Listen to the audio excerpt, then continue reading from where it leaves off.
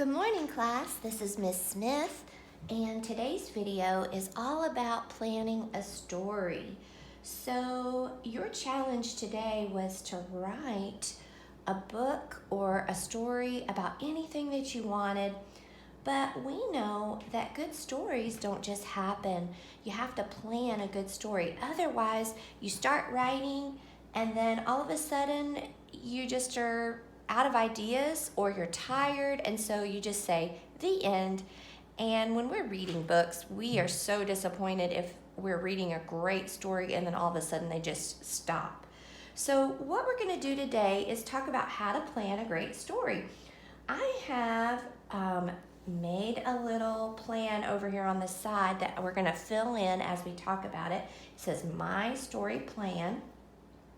And just like at school, when we plan a story, we want to have a beginning, a middle, and an end.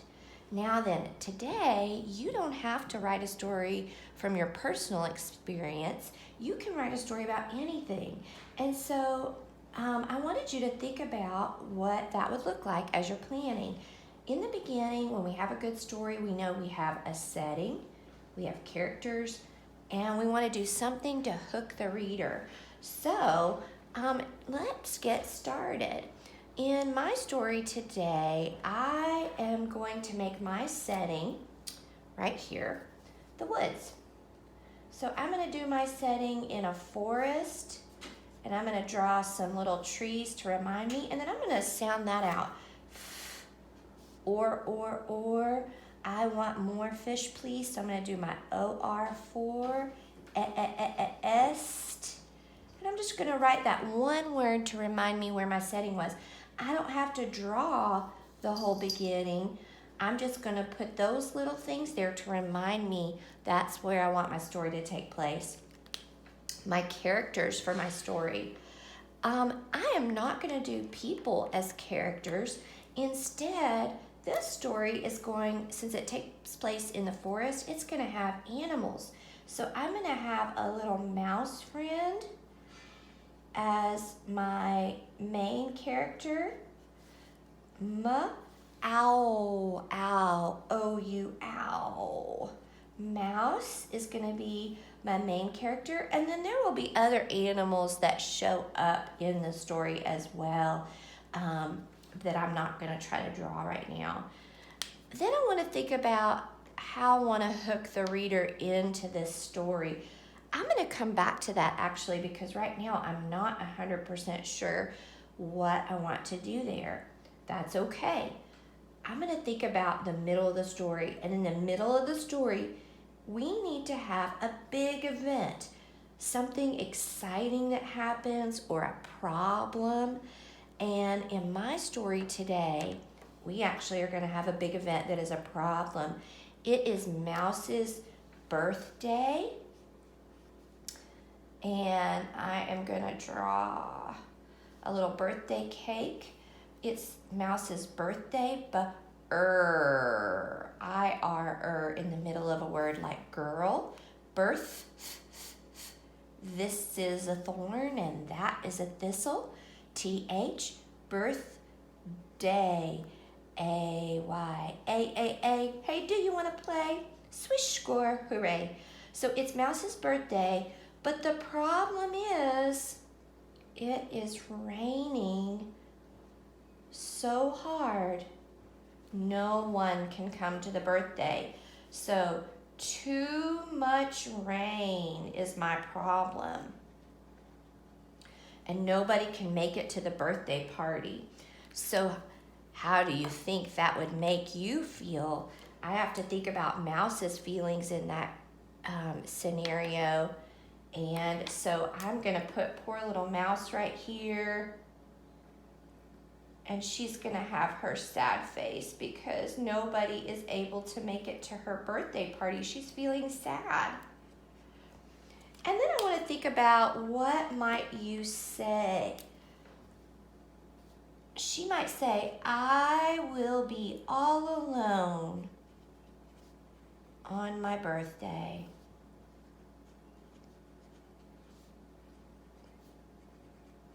because I want to make sure that my characters have something to say in my story. All right, now then, we've got a new word today. This word is called resolution. As we get to the end of our story, resolution is a big word that just simply means how are you going to wrap this story up, or how are you going to solve a problem? If you had a problem, how are you going to solve it? Resolve the problem, resolution. So the resolution in my story is going to be that all the animals build little boats out of things they find in the forest, like leaves and bark. They build boats, and they come to Mouse's birthday party and surprise her.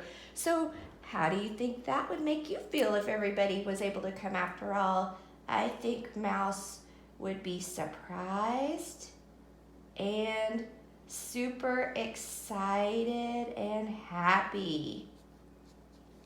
So surprised and happy would be how the feelings end up at the end. And remember, good stories often change. So we went from feeling sad to feeling surprised. And then I want to think about how to wrap it up.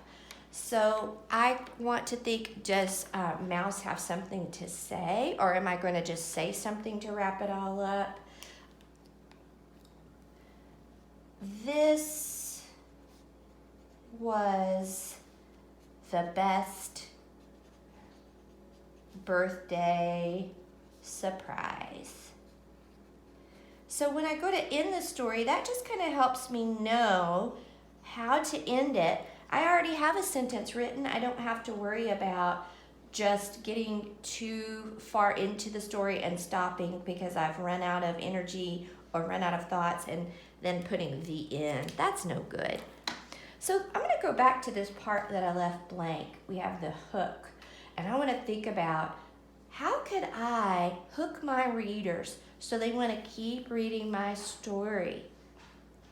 And I want to do something that will give them a hint that there is a big problem coming. So in my hook, I'm going to talk about the weather and what it looked like. The sky was dark. All right, so I am going to give my readers a little hint, hooking them into the story. And I might even add to that, the sky was dark and gloomy. Gloomy is such a good describing word to help me hook my readers in and give them a hint that this is not going to be just a happily ever after story from beginning to end. All right, guys, today, before you go to write your own story, I want you to stop and I want you to make a plan. Later on, I will bring you another video on how to use your plan to write your story.